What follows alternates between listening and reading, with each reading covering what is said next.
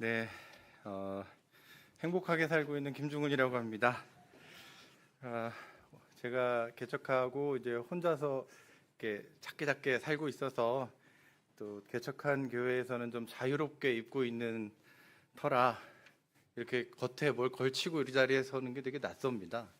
오늘 아침에 이걸 딱 입은 걸 보고 저희 막내딸이 아빠 왕자님 같아요라는 세상 사람 눈에 뭐라고 보이든 무슨 상관이 있겠습니까? 막내가 왕자님 같다는 얘기를 해줘서 더 행복해진 김중근 목사입니다. 감사합니다. 네, 잠깐 기도하겠습니다. 사랑이 많으신 하나님 감사합니다. 은혜 안에 하나님께서 허락하신 삶을 살다가 하나님의 때가 되어서 또 하나님의 은혜로 이렇게 뵙게 하시니 정말 감사드립니다. 하나님, 이 시간 주님의 말씀을 깨닫게 하는 은혜가 있게 하여 주셔서 주님의 말씀이 우리의 가슴의 중심이 되게 하여 주시고 우리가 생각하고 선택하고 결과를 맞이하는 모든 와중에 주님의 말씀이 기준되게 하여 주시옵소서. 깨닫게 하시는 성령님의 조명을 기대하며 감사드리며 예수님의 이름으로 기도드립니다. 아멘.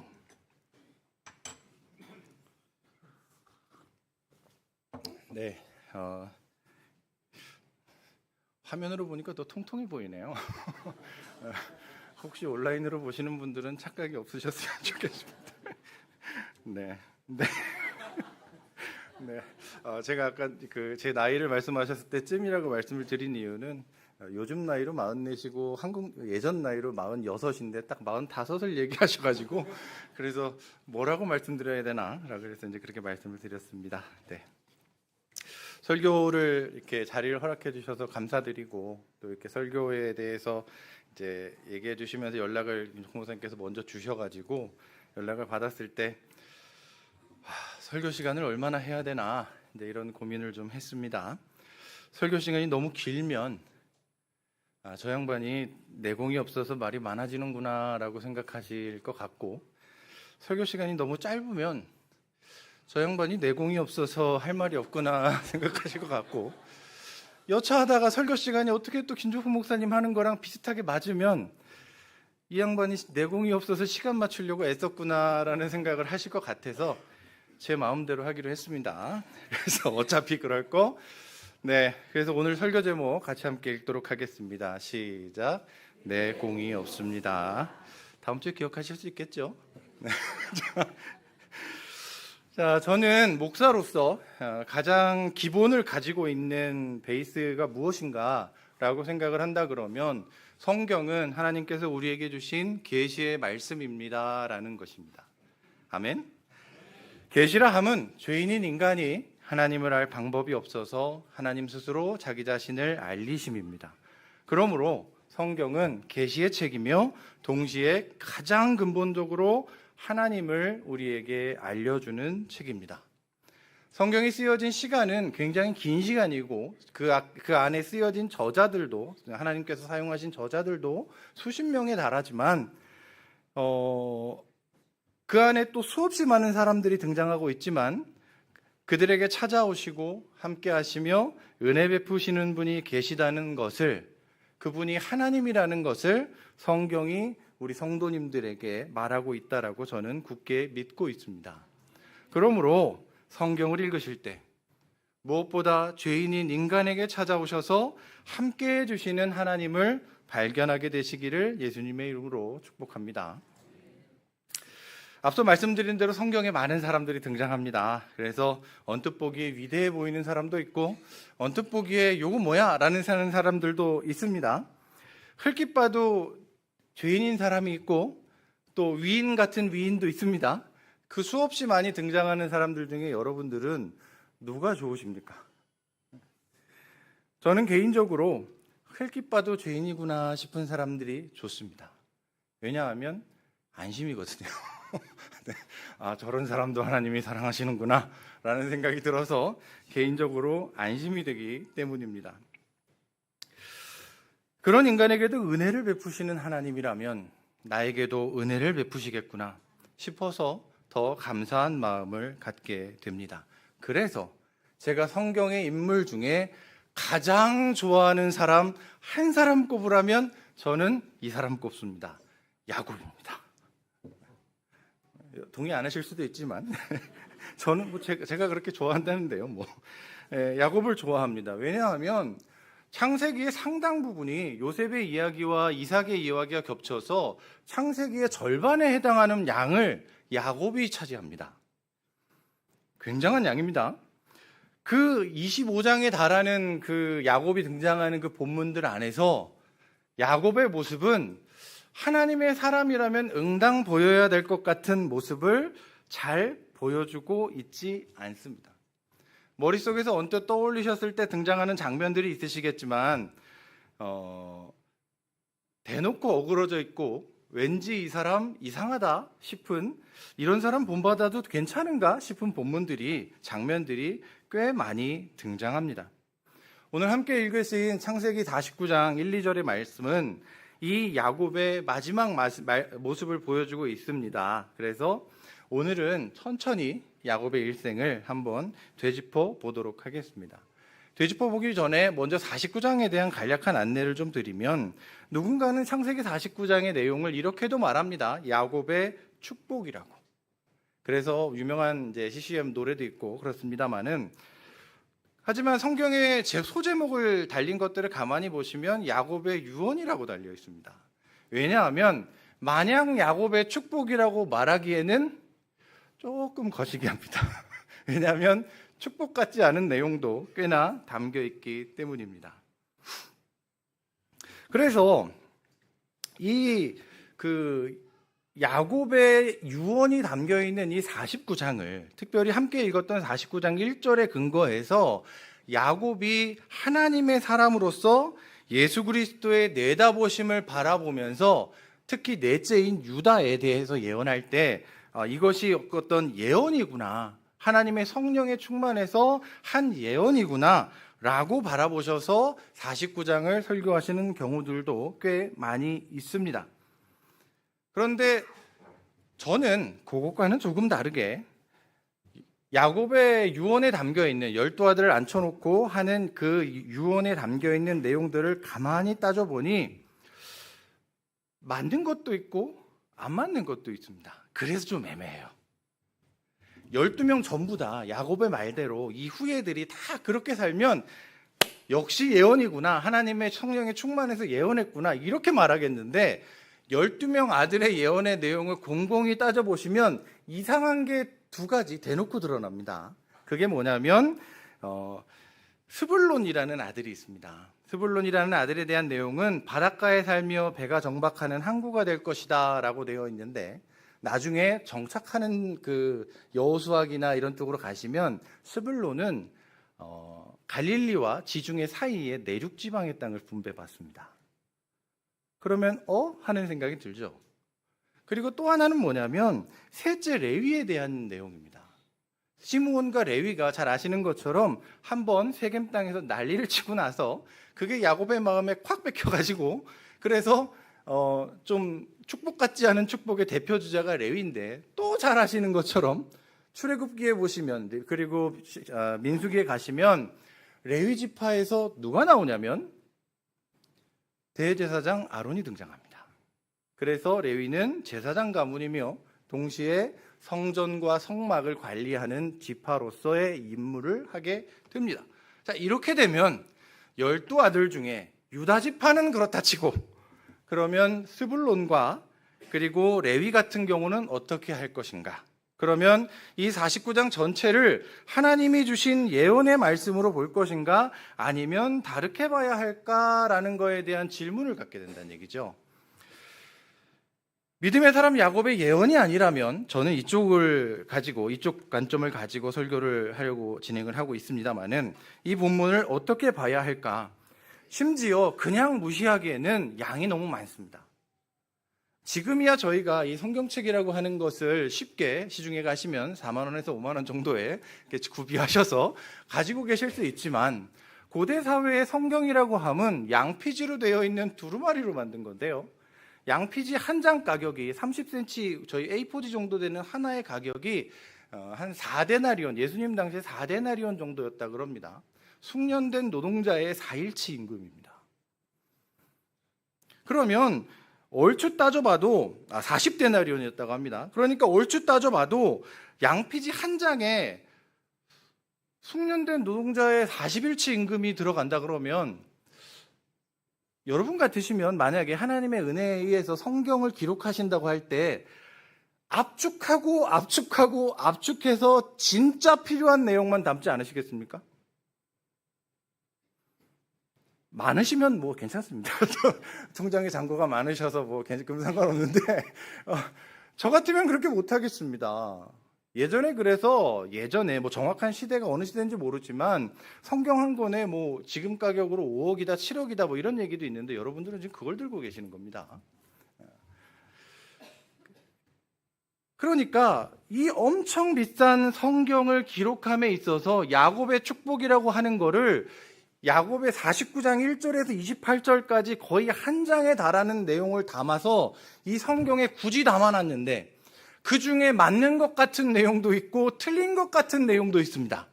자, 이제 어떻게 하시겠습니까? 저는 성경 읽을 때 질문하고 답하는 거를 즐겨해서 이해해 주셨으면 좋겠습니다.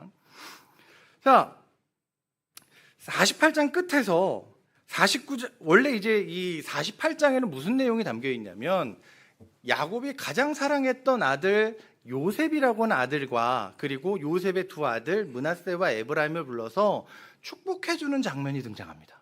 한번 나중에 시간 되실 때 48장 딱 읽으시고 49장 1절 무시하시고 그리고 49장 28절 후반부에 있는 그는 아들 하나하나에게 알맞게 축복하였다로 넘어가 보십시오.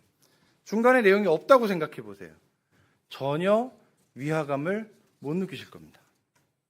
그런데 왜 하나님은 그렇게 비싼 양피지를 28절이나 되는 내용을 통해서 이루어지는 내용도 있고 이루어지지 않는 내용도 있는데 그래서 예언으로 봐야 될지 어떻게 봐야 될지 지금도 헷갈리는데 굳이 이 내용을 우리에게 전해주시고 계실까요? 제가 서두에 말씀드렸습니다. 성경은 하나님의 계시의 말씀입니다. 저희는 그 믿음 위에 서 있고 그렇기 때문에 성경이 한 절 한 절 허투루 쓰이지 않을 것이라는 믿음을 가지고 성경을 대합니다. 그렇다면 창세기 49장에 나타나 있는 이 야곱의 유언 내지 야곱의 축복이라고 하는 이 본문을 어떻게 볼 건지에 대해서 결정하지 않으시면 성경을 계시의 말씀이라고 말하기가 참으로 애매해집니다. 그래서 야곱의 일생을 돌아보면서 하나님 찾기를 한번 해보도록 하겠습니다. 야곱하면 제가 말씀드렸지만 그 일생 가만히 생각해 보면 좀 왠지 성도의 삶, 성령의 열매를 맺고 주의 제자로서 주님 나라 위하여 막 요런 그 아까 찬양 너무 은혜 받았습니다. 근데 그런 가사랑 야곱은 좀 안 어울립니다. 야곱은 안 어울려요. 야곱은 창세기 47장에서 요셉에게 이끌려서 파라오 앞에 섰을 때 노년의 때에 자기 자신의 인생을 이렇게 표현하지요. 험악한 세월을 보냈습니다. 창세기는 절반을 할애해서 이 야곱이 참으로 험악한 세월을 보냈다고 우리에게 증언하고 있습니다. 전반기에는 장자권과 관련되어서 그 형 쌍둥이 형 에서와의 갈등이 펼쳐집니다. 중반기에는 외삼촌 라반과의 갈등이 펼쳐집니다. 그의 인생 말기에는 아들들과의 갈등이 펼쳐집니다. 무슨 갈등이 멈추질 않습니까? 여기에서 혹시 공감이 되시나요? 저는 많이 공감됩니다. 마냥 행복했으면 좋겠는데 왜 내 삶에서 갈등은 안 없어지고 왜 내 삶에서 고민은 안 없어질까요? 하나님이 함께 하시는데 라고 생각을 하면서도 이 야곱의 인생을 보면 저는 공감이 많이 됩니다. 그런데 야곱이 도대체 왜 그렇게 갈등에 이끌려지는 갈등만 하면서 사는 그런 삶을 살아야 되는지를 가만히 돌이켜 보십시오. 야곱은 어마어마한 믿음의 사람이라고 말씀드리면 좋겠지만 어마어마한 집착의 사람입니다. 야곱은 집착의 사람이었습니다. 그에게 주어지지 않은 장자권을 집착했습니다. 성공에 집착했습니다. 라헬에게 집착했습니다.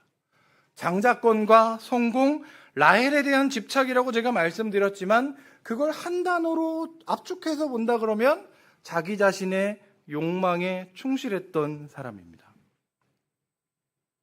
내가 갖고 싶은 장자권, 내가 갖고 싶은 성공, 내가 갖고 싶은 라헬, 그러니 그는 나 중심적인 삶을 살았다고 말해도 과언이 아닐 것입니다. 그런 사람을 저희는 두 글자로 죄인이라고 말합니다.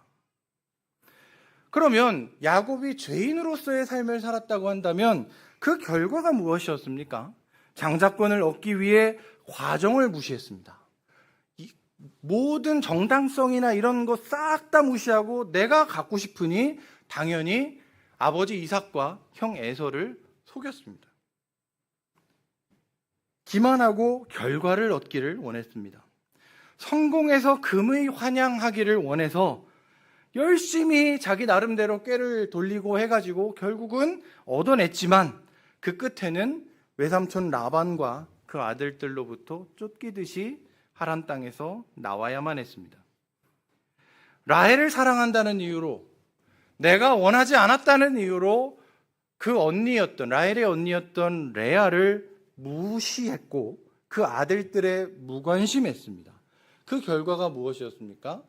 자기가 가장 사랑했던 라헬의 아들 요셉을 잃어야만 했습니다. 인간 야곱, 죄인 야곱은 이렇게 죄의 결과로 행복을 잃어야만 했습니다. 성도님들은 어떠십니까? 야곱에게 공감이 가십니까? 저희가 살아가다 보면 하나님의 섭리에 이끌리는 것 같지만 그것을 믿음으로 고백하고 견뎌내지만 그 안에 가만히 따져보면 야곱처럼 내가 뭔가 내 욕망에 이끌린 건 아닌가라고 스스로에게 되짚어보면 정직하게 하나님 앞에서 하나님 정말 제 안에 욕망이 자리 잡고 있었습니다라고 인정할 수밖에 없는 묘한 그 삶의 지점들이 제 안에 있음을 야곱을 통해서 발견하게 된단 말이죠. 그러면 죄인이 죄를 지었습니다. 그러면 죄의 결과가 와야 그 끝에 합당한데 기독교는 하나님을 믿는 신앙은 거기서 멈추지 않습니다. 마태복음에 보시면 마리아에게 천사 가브리엘이 수태고지를 하면서 아들을 낳을 것이니 이름을 뭐라 해라? 예수라고 해라. 예수는 무슨 뜻이라고 했습니까? 그들의 자기 백성을 그들의 죄에서 구원할 자이심이라. 이는 선지자의 말씀하신 바 처녀가 아들을 낳으리니 뭐라 해라? 제가 주일학교 사역을 좀 길게 해서 양해를 부탁드립니다. 뭐라 해라? 임마누엘이라 하리라. 임마누엘은 무슨 뜻이다? 하나님이 우리와 함께 계시다. 그러면 사과는 애플이고 애플은 사과입니다마는 이것만 하면 오해가 있으실 수 있어서 갤럭시는 우주고 우주는 갤럭시입니다마는 자, 그런데 예수와 임마누엘은 언어가 달라서 오는 의미의 차이가 아니라 애초의 의미 자체가 다릅니다. 자기 백성을 죄에서 건지는 것과 하나님이 우리와 함께 계신다라는 것이 다른 의미라고 친절하게 마태복음은 이렇게 설명까지 해주고 있습니다. 그런데 성경은 뭐라고 말하죠? 이게 그거다. 이렇게 말씀하세요. 자기 백성을 그들의 죄에서 구원하심이 하나님이 우리와 함께 하신다와 같은 말이다라고 해서 예수의 탄생은 임마누엘의 성취다라고 선언하고 있는 것입니다. 아멘. 그러므로 하나님은 죄인을 그대로 두실 수 없습니다. 야곱을 그대로 두실 수 없습니다. 성경은 죄인에게 은혜를 베푸셔서 하나님을 바라보게 만드시는 그 자비로우신 하나님을 말하는 책이기 때문에 야곱은 여기서 멈춰서는 안 됩니다. 사랑하는 성도 여러분, 우리 역시 욕심을 가지고, 우리 역시 죄인의 어떤 쓴뿌리 같은 것들을 가지고, 어떤 욕망을 가지고 때로는 내 맘대로 하고 때로는 하나님 싹 잊고 살죠. 운전하다 보면 그럴 때 많습니다. 하나님 싹 잊고 사는 그런 순간이 너무 많지만 우리 또한 야곱과 같지만 만약에 그래서 죄의 결과를 얻어야 한다 그러면 여러분 구원받을 자신이 있으십니까? 아니요. 구원을 받았다라고 자신 있게 말할 자신이 있으십니까? 우리가 이 자리에서 성도로서, 거룩한 백성으로서 이 자리에서 주님께 예배를 드릴 수 있는 가장 근본적인 이유는 죄인인 우리와 여전히 그분께서 함께하고 계시기 때문인 줄 믿습니다. 이 신앙을 빼면 기독교는 안고 없는 찐빵입니다. 너무 올드한 표현이죠. 유심칩 없는 핸드폰입니다. 이 정도면 좀 괜찮은 것 같습니다. 그죠? 자, 어찌되었든 간에, 아까 말씀드렸던 죄인인 야곱의 일생에 펼쳐졌던 수없이 많은 갈등에 하나님이 개입하십니다. 성경은 우리에게 그걸 보여주고 있습니다. 자, 맨 처음에 있었던 에서와의 갈등. 에서가 너 아버지가 이제 곡하실 때가 다 됐으니까 아버지 떠나시면 넌 죽었어. 이 얘기하거든요, 야곱이. 그걸 알고 잽싸게 도망간 게 야곱입니다. 목숨 걸고 도주합니다. 그러니까 이 에서와의 갈등, 그리고 삼촌과의 갈등이 종료되고 돌아오면서도 바들바들 떨어서 야복 강가에서 못 건너가고 있잖아요. 잘 아시지 않습니까? 바들바들 떨면서 이거 건너가면 죽는데 우리 형이 나 죽인다 그랬는데 뭐 이러고 있었지 않습니까? 그때 찾아오셔서 씨름해 주시고 네가 이겼어 그러니까 가자라고 해서 만나게 하셨을 때 성경 창세기 35장 29절은 하나님의 은혜로 이삭이 죽자 아들 에서와 야곱이 그를 안장하였다라는 모습으로 그 끝을 비춰주고 있습니다. 아멘. 야곱의 죄인됨은 그 끝은 너 죽었어 이거였습니다. 그런데 야곱의 죄인됨의 그 끝을 아시는 하나님께서 야곱의 인생에 개입하셔서 이런저런 은혜를 베푸셔서 동행하셔서 결국은 그 끝에 에서와의 갈등을 봉합하고 이삭의 장례를, 아버지 이삭의 장례를 에서와 야곱이 함께 치르는 장면을 보여줍니다. 이걸 일컬어서 전문 용어로 소름이라고 합니다. 아시겠죠?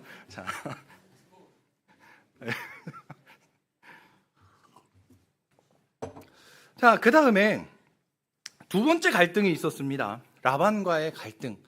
야곱이 집착이 있는 사람은 일 잘합니다. 자기가 목적의식이 뚜렷하기 때문에 그걸 얻기 위해서는 뭐든 합니다.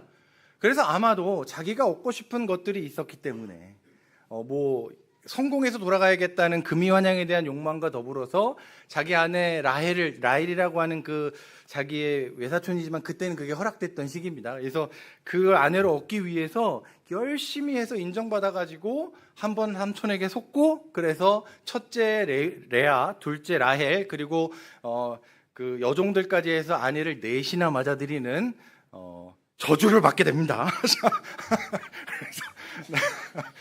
전 저주라고 말했습니다. 어찌됐든 그래서 라반 그런데 야곱의 재산이 늘어나면 늘어날수록 심상치가 않은 겁니다. 왜냐하면 라반이 보기에 내 밑에서 그만 그냥 주는 거나 얻어먹지 야금야금 자기 거 조금 늘리더니 슬슬 눈에 거슬려요. 근데 라반은 그래도 체면이 있습니다만 누구는 체면이 없죠? 라반의 아들들은 그런 거 신경 안 쓰죠. 라반의 아들들은 뭐라고 생각하죠? 대놓고 대사가 나옵니다. 저놈이 뺏어갔다. 이렇게. 그래서 기류가 심상치 않아지는 거예요. 그런데 야곱은 이러지도 저러지도 못합니다. 왜냐하면 지금 에서 만나기 전이거든요. 돌아가면 에서한테 죽고 여기 있자니 라반의 아들들한테 죽을 것 같은 그런 상황에서 하나님이 개입하십니다. 돌아가라. 하나님이 야곱에게 직접 나타나셔서 말씀하신 걸로 성경이 기록합니다. 그래서 야곱이 그 말씀 붙잡고 도망갑니다. 이 사람을 어쩌면 좋을까요? 그 말씀 붙잡고 안녕히 계세요 여러분 이러면서 떠났으면 참 좋았을 텐데 하나님이 말씀하셔서 이제 가겠습니다 하면 좋겠는데 라반과 그 아들들이 양털 깎기 하러 한 일주일 정도 거리 떨어져서 양털 깎기 축제하러 멀리 간 사이에 자기 아내들 다 챙기고 재산 싹 다 챙긴 다음에 속된 용어로 튀었습니다. 그런데 그런데 재산을 싹 다 챙기고 아내와 아이들까지 챙겨야 되는 상황에서 약대만 타고 쫓아오는, 낙타만 타고 병사들이 끌고 쫓아오는 라반과 그 아들들을 무슨 수로 막죠? 양은 말이 아닙니다, 여러분. 양은 느려요. 일주일, 죄송한데 얼마 못 가서 잡힙니다. 그러면 이대로 잡히면 자기가 끌고 왔던 재산 탈탈 털리고 자기 아내 뺏기고 야곱의 생명이 어떻게 될지도 모르는 그 상황에, 자, 이때쯤 되면 아시겠죠? 누가 개입하실까요? 하나님이 개입하십니다. 죄인인 야곱이 할 수 있는 게 없었습니다. 하나님이 개입하시는데 야곱의 꿈에 나타나서 야곱아 힘내라, 내가 너와 함께 있다, 요거 말하면 야곱이 헐 내가 그거 어떻게 믿어요? 이렇게 말할 수 있잖아요. 그러니까 하나님이 직접적으로 라반에게 나타납니다. 잡히기 하루 전날 밤 라반의 꿈에 나타나셔서 건들지 마라. 야곱이 화는 나는데 괜히 꿈속에 뭔가 하나님이 나타나셔가지고 건들지 말라 그랬는데 건드렸다가 나중에 안 좋은 일 생기면 찝찝하잖아요. 그죠? 그래서 라반이 야곱한테 말합니다. 가만 안 두려고 내가 이 약물고 쫓아왔는데 어젯밤에 하나님이 말리셨어. 운 좋은 줄 알아라. 그리고 한번 봐줄 테니까 우리 안에 약정을 맺자. 내 딸들 잘 챙기고 가. 그동안 함께해서 좋았으면 좋았을 텐데 라고 하면서 그러면서 라반과 야곱이 약정을 맺고 헤어집니다. 그렇게 해서 두 번째 갈등이었던 라반과의 갈등이 하나님의 은혜로 마무리됩니다. 이걸 일컬어서 전문용어로 뭐라고 한다고요? 소름이라고 말한다고 말씀드렸습니다. 그런데 야곱의 일생이, 그 본격적인 갈등이 이제부터 시작이었습니다. 그가 심었던 갈등, 라헬을 그토록 원했습니다. 그래서 죽도록 일했고요. 7년 동안 일해서 라헬을 얻을 줄 알았는데 라반한테 속아가지고 레아를 먼저 아내로 맞아들이고 또 7년을 죽도록 일해줬습니다. 물론 레아와 일주일 차이로 결혼은 라헬과 따로 했고요. 그렇게 결혼을 했는데 어찌되었든 자기 아내로 이렇게 만나게 됐으니 같이 아껴주고 사랑하면서 서로 보듬고 그렇게 하나님 마음으로 살면 참 좋았을 텐데 야곱은 그러지가 못했습니다. 그 결과가 어떻게 나타나냐면 라헬의 아들을 제외한 나머지 아들들이 협동해서 야곱의 가장 사랑하는 아들인 라헬의 첫째 요셉을 이집트로, 애굽으로 노예로 은전을 받고 팔아버리는 일이 벌어집니다. 심지어 야곱한테는 요셉이 들짐승에게 잡아먹혀 죽은 것 같습니다 라는 거짓말을 치죠. 야곱의 마음이 찢어집니다.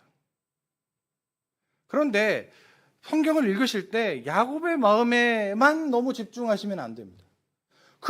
나머지 10명의 아들, 베냐민은 라헬이 낳다가 죽었으니까 막내 아들은, 그러니까 나머지 10명의 아들, 레아와 나머지 2명의 몸종에서 낳던 빌하와 실바에게서 낳던 나머지 아들들은요, 그 아들들이 지금까지 지내오면서 우리 아빠는 내 엄마는 사랑 안 해. 요셉 엄마만 사랑해. 여러분, 같은 부모 밑에서 태어났어도 둘째가 항상 원망하는 거 아십니까? 제가 둘째거든요. 첫째만 잘해줘요 라고 둘째는 생각합니다. 지금 지나보니까 부모님의 은혜가 바다와 같죠? 자, 그러나 잘할 때는, 사춘기 때는 우리 부모님은 첫째만 잘해.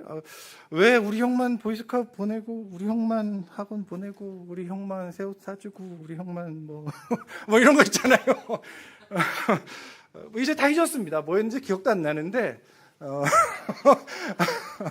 뭐 그런 마음을 이렇게 갖고 자라죠. 같은 부모 밑에서 자라도 형제 간의 사이가 좋기는 쉽지 않습니다. 부모님이 사이가 좋아도 서로. 그런데 엄마가 달라요.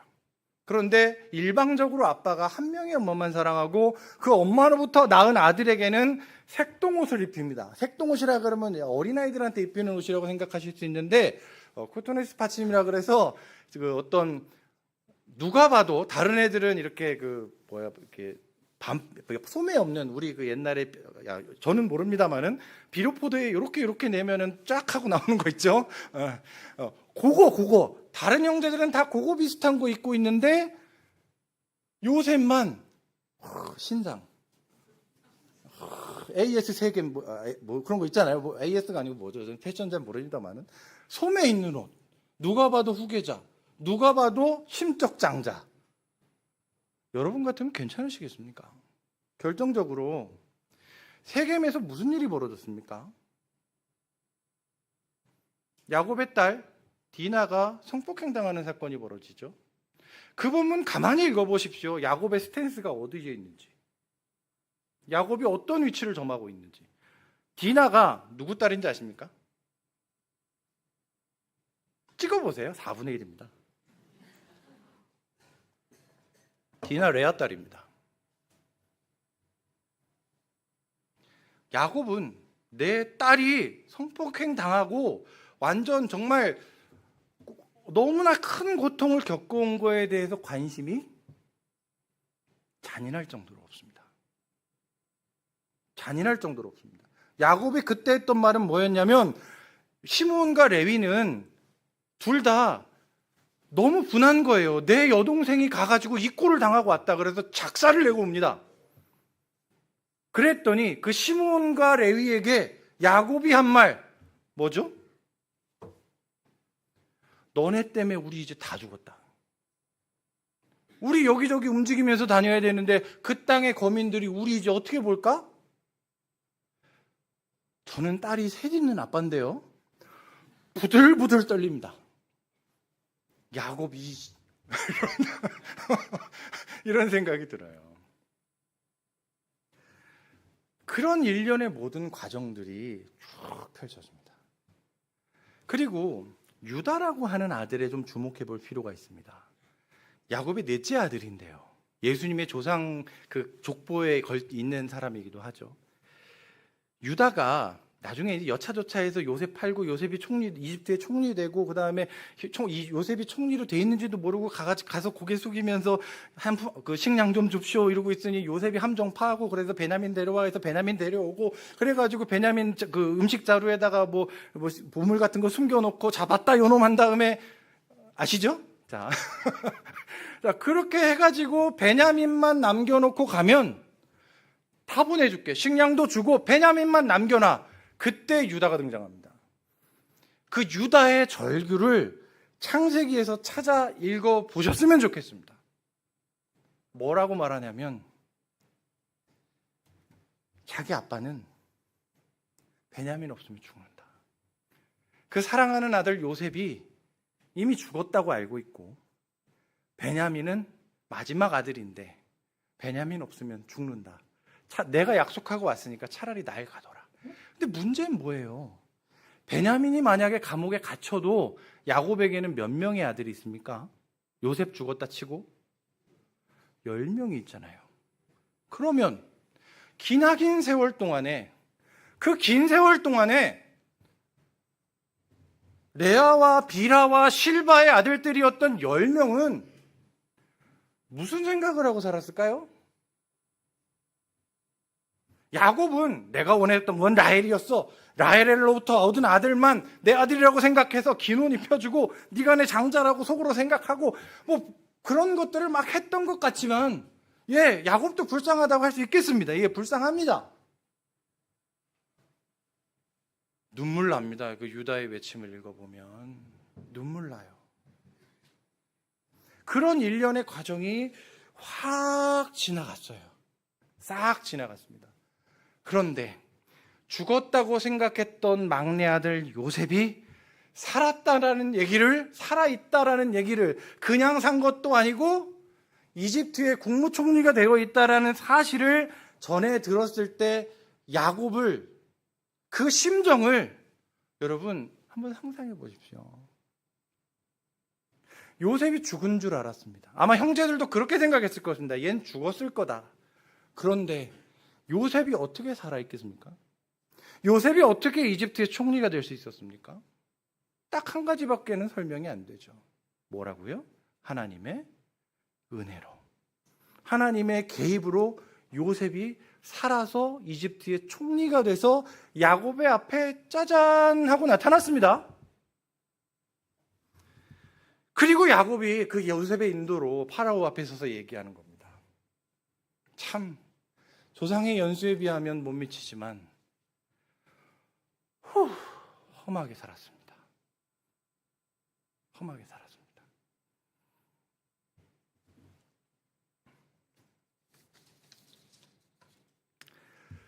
그렇게 야곱이 그의 죄인됨으로 말미암아 발생했던 갈등들을 하나님의 은혜로 봉합해 가는 이야기가 야곱의 일생입니다. 그리고 등장하는 게 49장입니다. 사실상 49장 없어도 괜찮습니다. 라고 저는 생각하지 않지만 자 사실상 49장은 왜냐하면 야곱이 해야 될 중요한 말은 너의 형제들을 부탁한다. 내가 축복할게. 사실은 누구에게 했죠 이미? 요셉에게 그리고 그 두 아들인 므낫세와 에브라임한테 48장에서 했습니다. 사실은 여기서 끝나도 돼요. 왜요?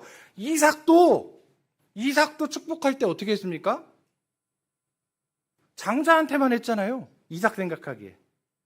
그래서 그거 틈바구니 들어가가지고 야곱이 들어가서 대신 받았지 않습니까?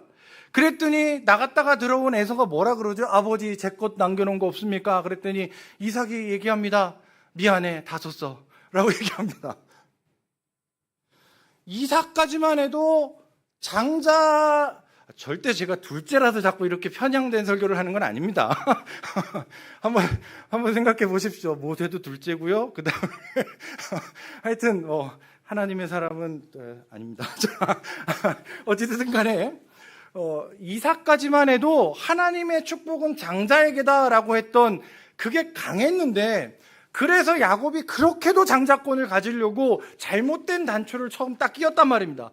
그 이래로 꼬이고 꼬여가지고 지금까지 왔는데 48장에서 자기가 이미 누구를 불렀어요? 장자라고 생각한 요셉을 불렀고요. 그 요셉의 두 아들들에게 손을 엇갈려서 축복을 했습니다.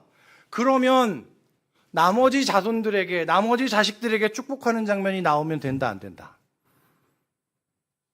없어야 되잖아요. 하나님의 축복 장자한테 가는 거라면서요. 없어야 되잖아요. 그런데 49장 1절, 2절이 그렇게 선언하는 겁니다. 모여라. 모여라. 엄청난 은혜의 결과입니다. 그 은혜의 결과가 왜인지를 잠깐만 설명을 드리겠습니다. 저는 이 야곱의 축복에 대해서, 야곱의 유언에 대해서 예언이라고 보지 않는 관점입니다. 왜냐하면 어긋나 있는 레위와 스불론이나 이런 것들을 확인되지 않는 내용들도 있습니다, 현재. 그러니까 이걸 단순히 예언이라고 보기는 어렵다고 보고, 그러면 도대체 왜 이렇게 긴 내용을 여기다 이렇게 실어놨을까? 하나님의 말씀이 제가 느끼기로는 이렇게 했을 것 같습니다. 미안하다 레위야. 미안하다 르우벤아. 르우벤이 자기 계모 비라하고 간통합니다. 아비의 침상을 더럽혀요. 엄청나게 무거운 죄죠. 근데 문제는 뭔지 아십니까? 르우벤이 간통했던 그 계모가 누구의 몸종이었게요? 퀴즈. 라헬의 몸종이었을까요? 레아의 몸종이었을까요? 라헬의 몸종입니다. 상처받은 아이들이 얼마나 잔인해질 수 있는지에 대해서 이 야곱 가정 보시면 잘 보실 수 있습니다. 야곱이 마지막에 때가 돼서 유언을 해야 되는데 이미 장자의 축복은 요셉의 두 아들들한테 다 했는데 굳이 나머지 아들들 싹 다 불러가지고 다시 얘기하는 겁니다. 손 올리고 미안하다. 스불로나, 시므오나, 미안해. 이런 마음이지 않았을까요? 그러니까 내용이 중요한 게 아니라 야곱의 앞에 12명의 아들이 다 모여 있다라는 사실이 하나님의 은혜의 증거인 줄 믿습니다. 가장 결정적으로 야곱이 죽습니다. 야곱, 무덤을 어디다 썼을 거라고 생각하십니까?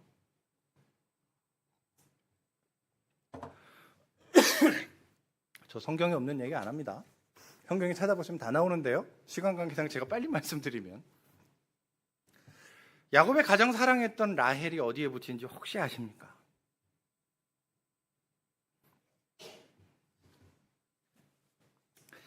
야곱이 사랑하는 라헬은 가족의 묘에 묻히지 못했어요. 베냐민을 낳다가 죽어서 지금의 예루살렘 근처쯤에 라헬이 죽어서 거기에 묻힙니다. 자, 그토록 집착했습니다. 그토록 사랑인지 집착인지 모르지만 아꼈습니다. 그 아들까지 이제는 이집트 국무총리가 돼가지고 아빠가 뭐 이렇게 내가 나에게 이런 게 있는데 이거 n분의 1로 나눠줄게. 그러면 요셉은 형들 줘요. 뭐 이렇게 얘기할 수 있을 정도의 요셉은 어마어마한 성공을 이뤘습니다. 그런 상황에서 아무도 그 어떤 형제도 요셉 앞에서 찍소리 못합니다. 자, 그러면 야곱은 자기를 어디에 묻어달라고 말할 것 같습니까? 누구 곁에 물어달라고 말할 것 같습니까?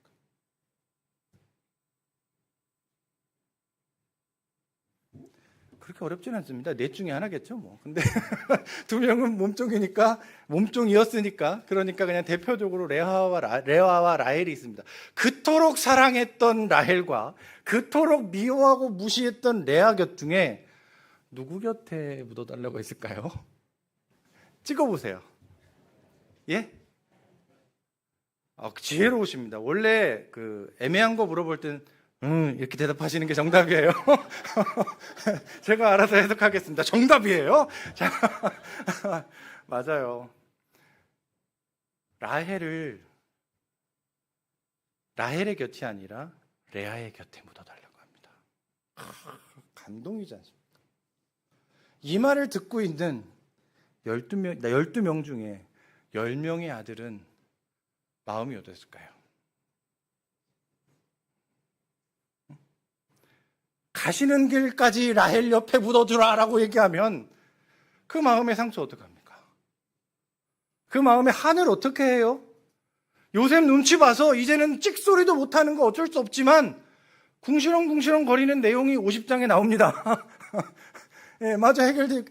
어찌됐든 그렇게 상처받은 사람들 앞에 야곱이 해줄 수 있는 자기가 가는 길에 지금까지는 제대로 신경도 못 써줬는데 자기가 지금까지 걸어온 인생 뒤로 돌아보니 하나님의 은혜였더란 말입니다. 자기의 죄인됨이 갈등을 만들었고 자기의 죄의 씨앗이 죄의 열매를 맺어서 너무나 아픈 일들을 수없이 많은 일들을 버리게 됐는데 그걸 자기 스스로 험난한 세월이라고 말했는데 그 인생의 끝에 서서 하나님의 은혜를 돌아보며 나를 레아의 곁에 묻어달라. 저는 이 10명의 아들들에게 감정이입이 돼서요. 저는 이번 묵상할 때 울었습니다. 진짜로 울었습니다. 너무 아팠어요. 그리고 너무 감사했습니다. 하나님한테. 또 하나. 라헬은 가족묘에 묻혀 있지 않았어요. 레아는 가족묘에 묻혀 있었습니다.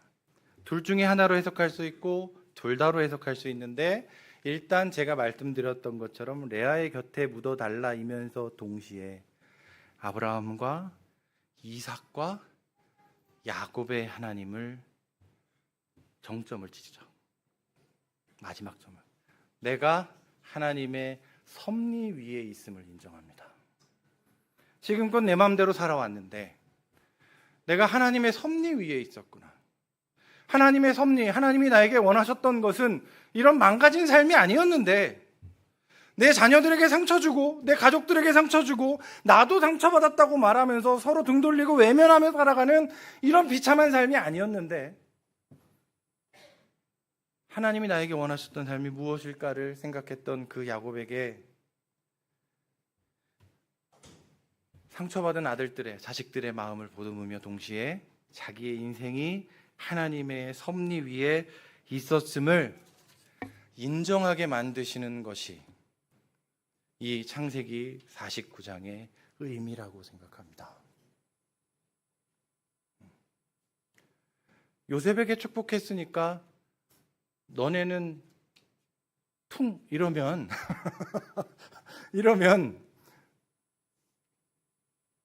굳이 이렇게까지 지면을 할애하지 않으셔도 괜찮은데, 굳이 이렇게까지 지면을 할애하셔서 우리에게 하나님의 마음이란 무엇인가, 하나님의 은혜가 개입해서 변화된 야곱의 삶이란 무엇인가를 이 창세기 49장을 읽고 있는 성도들에게 알게 하신다면, 사랑하는 성도 여러분, 이 본문 앞에서 무슨 생각을 하시겠습니까?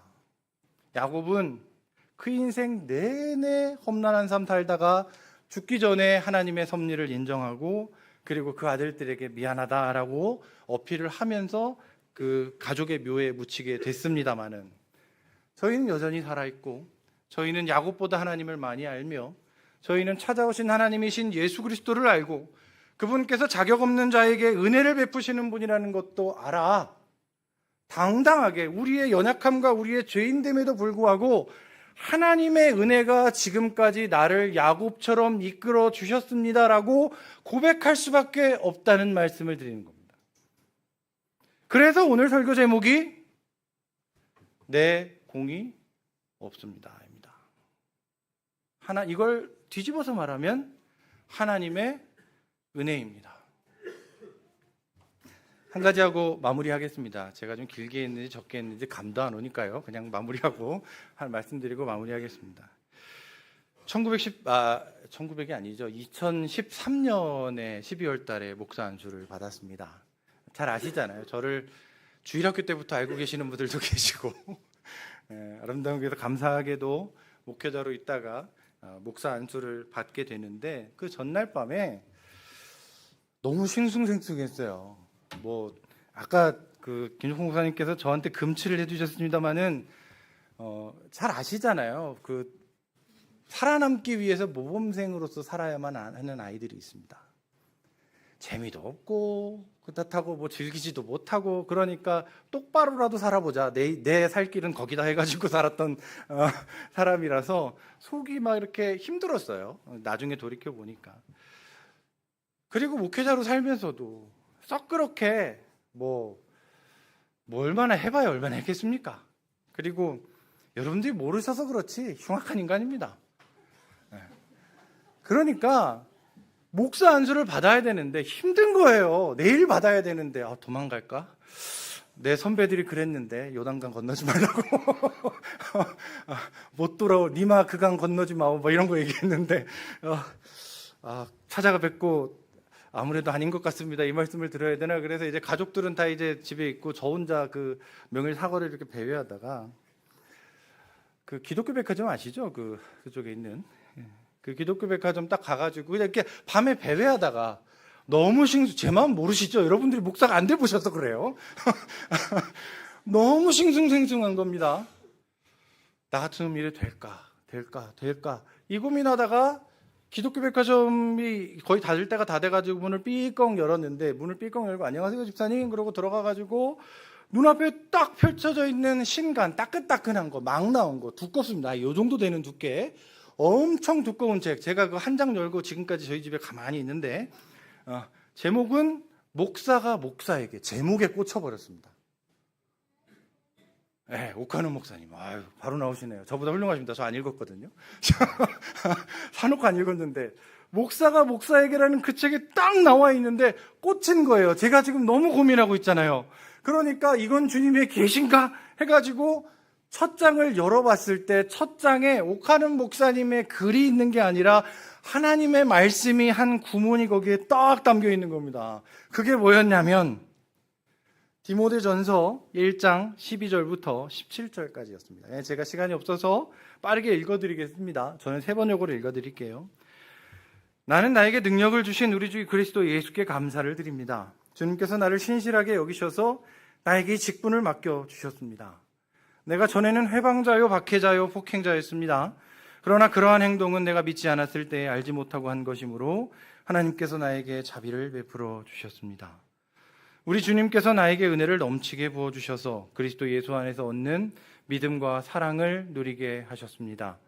그리스도 예수께서 죄인을 구원하시려고 세상에 오셨다 하고 하는 이 말씀은 믿음직하고 모든 사람이 받아들일 만한 말씀입니다. 나는 죄인의 우두머리입니다. 그러나 하나님께서 나에게 자비를 베푸셨습니다. 누구처럼요? 야곱처럼요.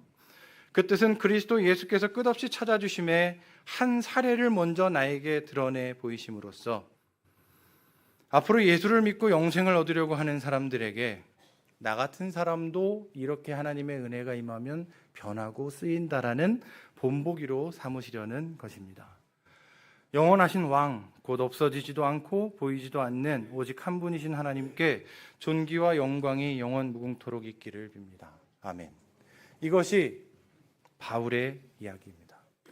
바울 역시 죄인의 삶을 살았습니다. 하나님의 은혜가 임했습니다. 바울이 변했습니다. 누구처럼요? 야곱처럼요. 우리 모두가 죄인이었습니다. 여전히 죄를 품고 살아가고 여전히 실수든 의도된 잘못이든 반복하며 살아갑니다. 그래서 감히 성도라고 말할 수 없어서 차마 내 입으로 성도라고 말 못하는 분들도 있을 수 있고요. 그러나 걱정하지 마십시오. 성경은 우리에게 증언합니다. 그래서 하나님이 계시고 그래서 너에게 은혜가 있는 거라고. 이제 한 주 동안 살아가시게 될 텐데 많은 나약함과 부딪히시게 될 것 같습니다. 세상이 혼탁하고 많은 어려움들이 성도님들의 삶을 집어삼킬 듯이 찾아올 줄 압니다. 경제적인 어려움일 수 있고 관계적인 어려움일 수 있고 혹은 내면의 갈등으로 인한 그 무엇이 될 수도 있겠습니다. 그런 어려움, 제가 목사라고 여기서 말씀을 드리지만 제가 어떻게 알겠습니까? 하지만 성경이 말하기를 하나님이 아십니다. 하나님이 개입하시고요. 하나님이 바꾸십니다. 이 믿음을 그리스도인에게서 빼면 저희 안에 뭐가 남겠습니까? 내 공이 없습니다. 라는 설교 제목이 다음 주에도 기억나셨으면 좋겠습니다. 기도하겠습니다. 사랑이 많으신 아버지 하나님, 하나님스러움을 잊고 살 때마다 내 삶에 뿌려지는 죄의 씨앗들이 죄의 열매를 맺어 우리의 삶을 망가뜨리고 아프게 합니다. 그러나 주님, 그럴 때 나에게 찾아오시고 그럴 때 나에게 말씀해 주시고 그럴 때 나에게 공동체를 통해 위로해 주시고 내가 너를 혼자 두지 않고 내가 너와 동행하고 있다라고 그리고 너를 죄에서 건지고 있다라고 끊임없이 말씀해 주시는 임마누엘의 하나님을 성경을 통해 발견합니다. 사랑하는 주님, 그 주님을 내가 믿습니다. 내 죄인됨에도 내 연약함에도 내 부족함에도 내 망가짐에도 내가 죄인 중에 괴수라 할지라도 나에게 일체 오래 참으심을 보인 예수 그리스도의 그 크신 사랑, 하나님의 은혜 앞에서 내가 오늘 엎드러져 주님, 내가 이 모양이지만 이번 한 주 주와 동행하며 살기를 원합니다 라고 기도할 수 있는 은혜를 베풀어 주시옵소서. 성도답지 않지만 성도답기 원해서 주의 말씀을 가슴에 새기고자 하는 주님의 사랑하는 백성들에게 주님 언제나 동행하여 주시옵소서. 함께 하심을 믿으며 예수님의 이름으로 기도드렸습니다. 아멘.